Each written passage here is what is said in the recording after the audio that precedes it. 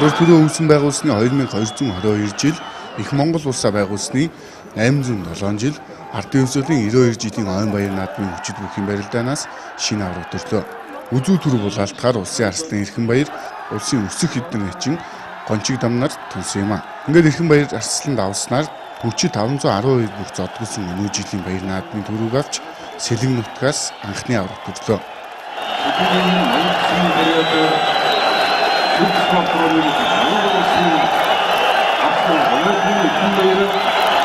Залуу авраг өнөө жилийн наадам 1-ийн даваан залуу бүх Алтан сүхийг, 2-ын даваанд Баян Өвлгийн аймгийн залуу бүх Нурлан Камен хааныг, 3-ын даваанд залуу бүх Дорж Сүрэнг, 4-ийн даваанд аймгийн арслан Эрдэнэ хүүг, 5-ын даваанд улсын заан Соронзон болдыг, 6-гийн даваанд улсын заан Сайн баярыг, 7-гийн даваанд аймгийн арслан Шинээр харцаг золны болцол хангасан оюун болтыг тус давсан юм а.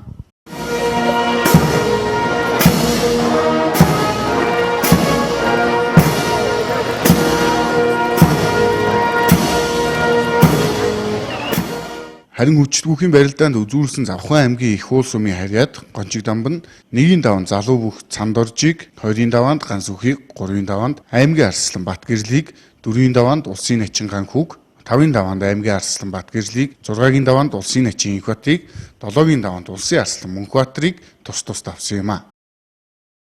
Энэ жилийн наадмаар улсын авраг гард заан цолтнууд тус бүр нэг төрсөн бол улсын арцаг цолыг Олимпийн авраг Монгол улсын хөдөлмөрийн баатар Булган аймгийн Сайхан сумын харьяат аймгийн арслан Төвшинбаяр, Улс аймгийн Ховд сумын харьяат Батсуур, Хинтээ аймгийн Өмнө Дэлгэр сумын харьяат Оюун болтнаар хүртлээ. Харин улсын начин цолыг Улс аймгийн Тэс сумын харьяат Баасанхүү, Говьалтай аймгийн Цогц сумын Цэрэн тогтхнаар хүртэж Дэлгэр Монгол нутагт Дэн Жотоотол сайхан наадлаа.